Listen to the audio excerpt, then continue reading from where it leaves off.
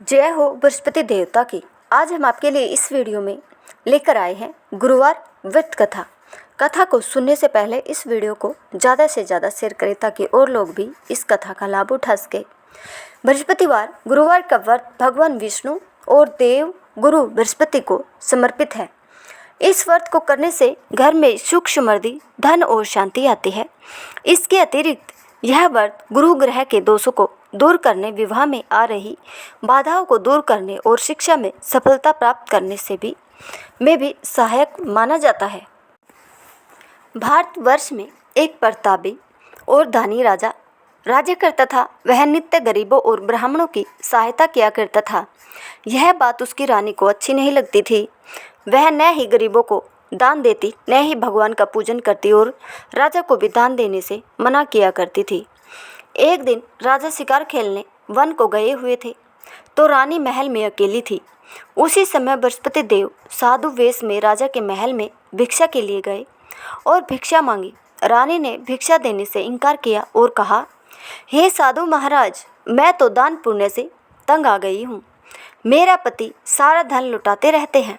मेरी इच्छा है कि हमारा धन नष्ट हो जाए, फिर न रहेगा बांस, न बजेगी बांसुरी। साधु ने कहा, देवी, तुम तो बड़ी विचित्र हो। धन संतान तो सभी चाहते हैं, पुत्र और लक्ष्मी तो पापी के घर भी होनी चाहिए। यदि तुम्हारे पास अधिक धन है तो भूखों को भोजन दो, प्यासों के लिए प्याऊ बनवाओ, मुसाफिरों के लिए धर्मशालाएं खुलवाओ। जो निर्धन अपनी कुंवारी कन्याओं का विवाह करने नहीं कर सकते, उनका विवाह करा दो। ऐसी और कई काम हैं जिनके करने से तुम्हारा यश परलोक पर में फैलेगा। परंतु रानी पर उपदेश का कोई प्रभाव न पड़ा। वह बोली, महाराज, आप मुझे कुछ न समझाए। मैं ऐसा धन नहीं चाहती हूँ जो हर जगह बांटती फिरूँ। साधु ने उत्तर दिया, यदि तुम्हारी ऐसी इच्छा है तो तथास्तु। तुम ऐसा करना कि बृहस्पतिवार को घर लिपकर पीली मिट्टी से अपना सिर धोकर स्नान करना, भट्टी चढ़ाकर कपड़े धोना। ऐसा करने से आपका सारा धन नष्ट हो जाएगा। इतना कहकर वह साधु महाराज वहाँ से आलोप हो गए। साधु के अनुसार कई बातों को पूरा करते हुए रानी को केवल 3 बृहस्पतिवार ही बीते थे कि उसकी समस्त धन संपत्ति नष्ट हो गई। भोजन के लिए राजा का परिवार तरसने लगा। तब एक दिन राजा ने रानी से बोला कि हे रानी, तुम यही रहो, मैं दूसरे देश को जाता हूँ, क्योंकि यहाँ पर सभी लोग मुझे जानते हैं, इसलिए मैं कोई छोटा कार्य नहीं कर सकता। ऐसा कहकर राजा प्रदेश चला गया। वहाँ वह जंगल में लकड़ी काट कर लाता और शहर में बेचता। इस तरह वह अपना जीवन व्यतीत करने लगा। इधर राजा के प्रदेश जाते ही रानी और दासी दुखी रहने लगी। एक बार जब रानी और दासी को 7 दिन तक बिना भोजन के रहना पड़ा तो रानी ने अपनी दासी से कहा, हे दासी, पास ही के नगर में मेरी बहन रहती है। वह बड़ी धनवान है। तू उसके पास जा और कुछ ले आ ताकि थोड़ा बहुत गुजर बसर हो जाए। दासी रानी की बहन के पास गई। उस दिन गुरुवार था और रानी की बहन उस समय बृहस्पतिवार व्रत की कथा सुन रही थी। दासी ने रानी की बहन को अपनी रानी का आदेश दिया, लेकिन रानी की बड़ी बहन ने कोई उत्तर नहीं दिया। जब दासी को रानी की बहन से कोई उत्तर नहीं मिला तो वह बहुत दुखी हुई और उसे क्रोध भी आया। दासी ने वापस आकर रानी को सारी बातें बता दी। सुनकर रानी ने अपने भाग्य को कोसा। उधर रानी की बहन ने सोचा कि मेरी बहन की दासी आई थी, परंतु मैं उसे नहीं बोली, इससे वह बहुत दुखी हुई होगी। कथा सुनकर और पूजन समाप्त करके वह अपनी बहन के घर आई और कहने लगी, हे बहन, मैं बृहस्पतिवार का व्रत कर रही थी। तुम्हारी दासी मेरे घर आई थी, परंतु जब तक कथा होती है तब तक न तो उठते हैं और न ही बोलते हैं, इसलिए मैं नहीं बोली। कहो दासी, क्यों गई थी? रानी बोली, बहन, तुमसे क्या छिपाऊं? हमारे घर में खाने तक को अनाज नहीं था। ऐसा कहते कहते रानी की आंखें भर आई। उसने दासी समेत पिछले 7 दिनों से भूखे रहने तक की बात अपनी बहन को विस्तार पूर्वक सुना दी। रानी की बहन बोली, देखो बहन, भगवान बृहस्पति देव सबकी मनोकामना को पूर्ण करते हैं। देखो, शायद तुम्हारे घर में अनाज रखा हो। पहले तो रानी को विश्वास नहीं हुआ, पर बहन के आग्रह करने पर उसने अपनी दासी को अंदर भेजा तो उसे सचमुच अनाज से भरा एक घड़ा मिल गया। यह देखकर दासी को बड़ी हैरानी हुई। दासी रानी से कहने लगी, हे रानी, जब हमको भोजन नहीं मिलता तो हम व्रत ही तो करते हैं, इसलिए क्यों न इनसे व्रत और कथा की विधि पूछ ली जाए ताकि हम भी व्रत कर सके। तब रानी ने अपनी बहन से बृहस्पतिवार व्रत के बारे में पूछा। उसकी बहन ने बताया, बृहस्पतिवार के व्रत में चने की दाल और मुनक्का से विष्णु भगवान का केले की जड़ में पूजन करे तथा दीपक जलाए। व्रत कथा सुनने और पीला भोजन ही करे, इससे बृहस्पति देव प्रसन्न होते हैं। व्रत और पूजन विधि बताकर रानी की बहन अपने घर को लौट गई। 7 दिन बाद जब गुरुवार आया तो रानी और दासी ने व्रत रखा।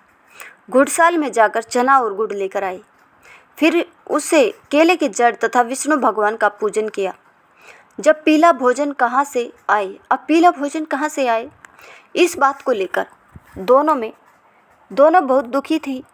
क्योंकि उन्होंने व्रत रखा था, इसलिए बृहस्पति देव उनसे प्रसन्न थे। इसलिए वे एक साधारण व्यक्ति का रूप धारण कर 2 थालों में सुंदर पीला भोजन दासी को दे गई। भोजन पाकर दासी प्रसन्न हुई और फिर रानी के साथ मिलकर भोजन ग्रहण किया। उसके बाद वे सभी गुरुवार को व्रत और पूजन करने लगे। बृहस्पति भगवान की कृपा से उसके पास फिर से धन संपत्ति आ गई, परंतु रानी फिर से पहले की तरह आलस्य करने लगी। तब दासी बोली, देखो रानी, तुम पहले भी इस प्रकार आलस्य किया करती थी। तुम्हें धन रखने में कष्ट होता था, इस कारण सभी धन नष्ट हो गया, और अब जब भगवान बृहस्पति की कृपा से धन मिला है तो तुम्हें फिर से आलस्य होता है। रानी को समझाते हुए दासी कहती है कि बड़ी मुसीबतों के बाद हमने यह धन पाया है, इसलिए हमें दान पुण्य करना चाहिए, भूखे मनुष्य को भोजन कराना चाहिए और धन को शुभ कार्यों में खर्च करना चाहिए, जिससे तुम्हारे कुल का यश बढ़ेगा, स्वर्ग की प्राप्ति होगी और पितृ प्रसन्न होंगे। दासी की बात मानकर रानी अपना धन शुभ कार्यों में खर्च करने लगी, जिससे पूरे नगर में उसका यश फैलने लगा। एक दिन राजा दुखी होकर जंगल में एक पेड़ के नीचे आसन जमाकर बैठ गया। वह अपनी दशा को याद करके व्याकुल होने लगा। बृहस्पतिवार का दिन था। एकाएक उसने देखा कि निर्जन वन में एक साधु प्रकट हुए।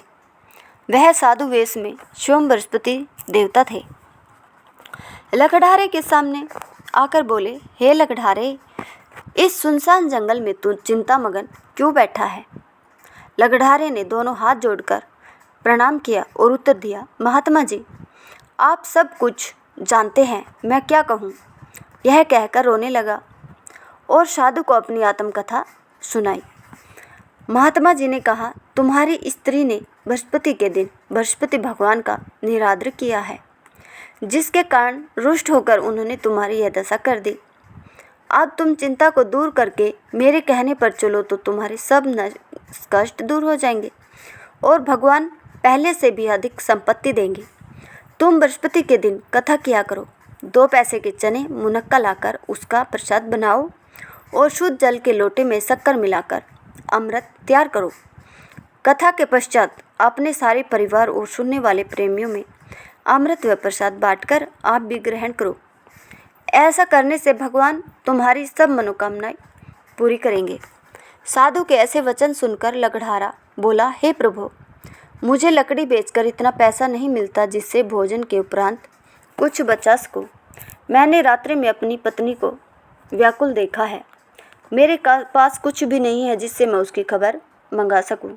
साधु ने कहा, हे लकड़हारे, तुम किसी बात की चिंता मत करो। बृहस्पति के दिन तुम रोजाना की तरह लकड़ियाँ लेकर शहर को जाओ। तुमको रोज से दुगना धन प्राप्त होगा, जिससे तुम भली भांति भोजन कर लोगे तथा बृहस्पति देव की पूजा का सामान भी आ जाएगा। इतना कहकर साधु अंतर्ध्यान हो गए। धीरे धीरे समय व्यतीत होने पर फिर वही बृहस्पतिवार का दिन आया लकड़हारा जंगल से लकड़ी काटकर किसी शहर में बेचने गया। उसे उस दिन और दिन से अधिक पैसा मिला। राजा ने चना गुड़ आदि लाकर गुरुवार का व्रत किया। उस दिन से उसके सभी क्लेश दूर हुए। परंतु जब दोबारा गुरुवार का दिन आया तो बृहस्पतिवार का व्रत करना भूल गया। इस कारण बृहस्पति भगवान नाराज हो गए। उस दिन उस नगर के राजा ने विशाल यज्ञ का आयोजन किया तथा शहर में यह घोषणा करा दी गई कि कोई भी मनुष्य अपने घर में भोजन न बनावे, न आग जलावे, समस्त जनता मेरे यहाँ भोजन करने आवे। इस आज्ञा को जो न मानेगा उसे फांसी की सजा दी जाएगी। इस तरह की घोषणा संपूर्ण नगर में करवा दी गई। राजा के आज्ञानुसार शहर के सभी लोग भोजन करने गए, लेकिन लकड़हारा कुछ देर से पहुंचा, इसलिए राजा उसको अपने साथ घर ले गए और ले जाकर भोजन करा रहे थे तो रानी की दृष्टि उस खूंटी पर पड़ी जिस पर उसका हार लटका हुआ था। वह वहाँ पर दिखाई नहीं दिया। रानी ने निश्चय किया कि मेरा हार इस मनुष्य ने चुरा लिया है। उसी समय सिपाहियों को बुलाकर उसको कारागार में डलवा दिया। जब लकड़हारा कारागार में पड़ गया और बहुत दुखी होकर विचार करने लगा कि न जाने कौन से पूर्व जन्म के कर्म मुझे यह दुख प्राप्त हुआ है, और उसी साधु को याद करने लगा जो जंगल में मिला था। उसी समय तत्काल बृहस्पति देव साधु के रूप में प्रकट हुए और उसकी दशा को देखकर कहने लगे, अरे मूर्ख, तूने बृहस्पति देव की कथा नहीं करी, इस कारण तुझे दुख प्राप्त हुआ है। अब चिंता मत कर, बृहस्पतिवार के दिन कारागार के दरवाजे पर 4 पैसे पड़े मिलेंगे। उनसे तू बृहस्पति देव की पूजा करना, तेरे सभी कष्ट दूर हो जाएंगे।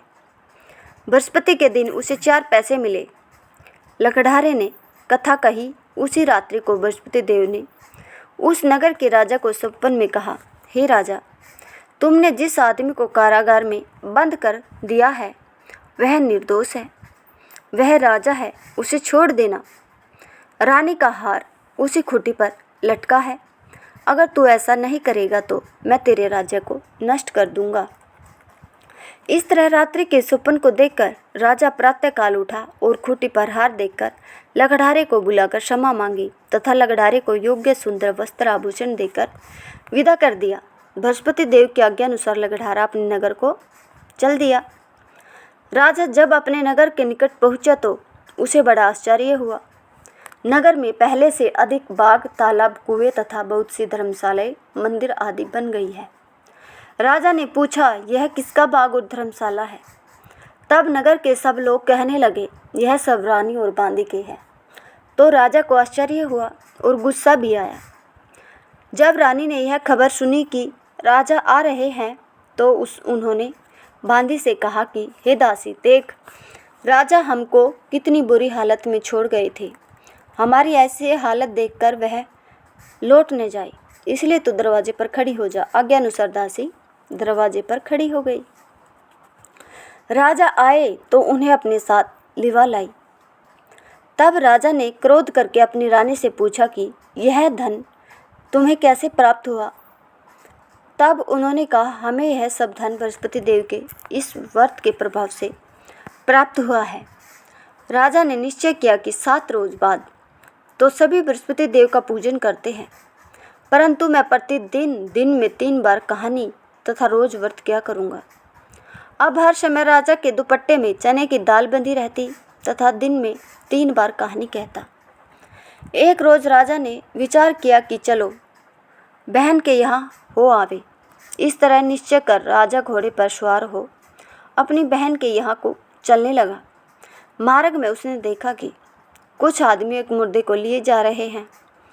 उन्हें रोककर राजा कहने लगा, अरे भाइयों, मेरी बृहस्पति देव की कथा सुन लो। वे बोले, लो, हमारा तो आदमी मर गया है, इसको अपनी कथा की पड़ी है। परंतु कुछ आदमी बोले, अच्छा कहो, हम तुम्हारी कथा भी सुनेंगे। राजा ने दाल निकाली और जब कथा आधी हुई थी कि मुर्दा हिलने लगा, और जब कथा समाप्त हो गई तो राम राम करके मनुष्य उठकर खड़ा हो गया। आगे मार्ग में उसे किसान खेत में हल चलाता मिला। राजा ने उसे देख और उससे बोले, अरे भैया, तुम मेरी बृहस्पतिवार की कथा सुन लो। किसान बोला, जब तक मैं तेरी कथा सुनूंगा तब तक 4 हरैया जोत लूँगा। जा अपनी कथा किसी और को सुनाना। इस तरह राजा आगे चलने लगा। राजा के हटते ही बैल पछाड़ खाकर गिर गए तथा किसान के पेट में बड़ी जोर का दर्द होने लगा। उस समय उसकी माँ रोटी लेकर आई। उसने जब यह देखा तो अपने पुत्र से सब हाल पूछा और बेटे ने सभी हाल कह दिया तो बुढ़िया दौड़ी दौड़ी उस घुड़सवार के पास गई और उससे बोली कि मैं तेरी कथा सुनूंगी, तू अपनी कथा मेरे खेत पर चलकर ही कहना। राजा ने बुढ़िया के खेत पर जाकर कथा कही, जिसके सुनते ही वह बैल उठ खड़ा हुआ तथा किसान के पेट का दर्द भी बंद हो गया। राजा अपनी बहन के घर पहुंचा। बहन ने भाई की खूब मेहमानबाजी की। दूसरे रोज प्रातःकाल राजा जगा तो वह देखने लगा कि सब लोग भोजन कर रहे हैं। राजा ने अपनी बहन से कहा, ऐसा कोई मनुष्य है जिसने भोजन नहीं किया हो? मेरी बृहस्पतिवार की कथा सुन ले। बहन बोली, हे भैया, यह देश ऐसा ही है कि पहले यहाँ लोग भोजन करते हैं, बाद में अन्य काम करते हैं। अगर कोई पड़ोस में हो तो देखाऊं। वह ऐसा कहकर देखने चली गई, परंतु उसे कोई ऐसा व्यक्ति नहीं मिला जिसने भोजन न किया हो। अतः वह एक कुम्हार के घर गई जिसका लड़का बीमार था। उसे मालूम हुआ कि उनके यहाँ 3 रोज किसी ने भोजन नहीं किया है। रानी ने अपने भाई की कथा सुनने के लिए कुम्हार से कहा। वह तैयार हो गया। राजा ने जाकर बृहस्पतिवार की कथा कही, जिसको सुनकर उसका लड़का ठीक हो गया। अब तो राजा की प्रशंसा होने लगी। एक रोज़ राजा ने अपनी बहन से कहा कि हे बहन, हम अपने घर को जाएंगे, तुम भी तैयार हो जाओ। राजा की बहन ने अपनी सास से कहा। सास ने कहा, हाँ चली जा, परंतु अपने लड़कों को मत ले जाना, क्योंकि तेरे भाई के कोई औलाद नहीं है। बहन ने अपने भैया से कहा, हे भैया, मैं तो चलूँगी पर कोई बालक नहीं जाएगा। राजा बोला, जब कोई बालक नहीं चलेगा तब तुम हे क्या करोगी? बड़े दुखी मन से राजा अपने नगर को लौट आया। राजा ने अपनी रानी से कहा, हम निर्वंशी हैं, हमारा मुंह देखने का धर्म नहीं है और कुछ भोजन आदि नहीं किया। रानी बोली, हे प्रभु, बृहस्पति देव ने हमें सब कुछ दिया है, वह हमें औलाद अवश्य देंगे। उसी रात को बृहस्पति देव ने राजा से स्वप्न में कहा, हे राजा, उठ, सभी सोच त्याग दे, तेरी रानी गर्भ से है। राजा की यह बात सुनकर बड़ी खुशी हुई है। 9वें महीने में उसके गर्भ से एक सुंदर पुत्र पैदा हुआ। तब राजा बोला, हे रानी, स्त्री बिना भोजन के रह सकती है, पर बिना कहे नहीं रह सकती। जब मेरी बहन आवे तो मुझसे कुछ कहना मत। रानी ने सुनकर हाँ कर दी। जब राजा की बहन ने यह शुभ समाचार सुना तो वह बहुत खुश हुई तथा बधाई लेकर अपने भाई के यहाँ आई। तभी रानी ने कहा, घोड़ा चढ़कर तो नहीं आई, गधा चढ़ी आई। राजा की बहन बोली, भाभी, मैं इस प्रकार न कहती तो तुम्हें औलाद कैसे मिलती? बृहस्पति देव ऐसे ही हैं, जैसी जिनके मन में कामनाएं हैं सभी को पूर्ण करते हैं। जो सद्भावना पूर्वक बृहस्पतिवार का व्रत करता है एवं कथा पढ़ता है अथवा सुनता है, दूसरों को सुनाता है, बृहस्पति देव उनकी सभी मनोकामना पूर्ण कर देते हैं। इस व्रत को करने से समस्त इच्छाएं पूर्ण होती है और बृहस्पति महाराज प्रसन्न होते हैं। धन, विद्या, पुत्र तथा मनोवांछित फल की प्राप्ति होती है। परिवार में सुख तथा शांति रहती है। इसलिए यह व्रत सर्वश्रेष्ठ और अति फलदायक है। इस व्रत में केले का पूजन ही करें। कथा और पूजन के समय मन, कर्म और वचन से शुद्ध होकर मनोकामना पूर्ति के लिए बृहस्पति देव से प्रार्थना करनी चाहिए। दिन में एक समय ही भोजन करें। भोजन चने की दाल आदि का करें। नमक न खाए, पीले वस्त्र पहने, पीले फलों का प्रयोग करें, पीले चंदन से पूजन करें। पूजन के बाद भगवान बृहस्पति की कथा सुननी चाहिए। अगर आपको हमारी यह कथा पसंद आई हो तो प्लीज़ हमारे चैनल को लाइक शेयर सब्सक्राइब करना बिल्कुल भी ना भूलें। धन्यवाद।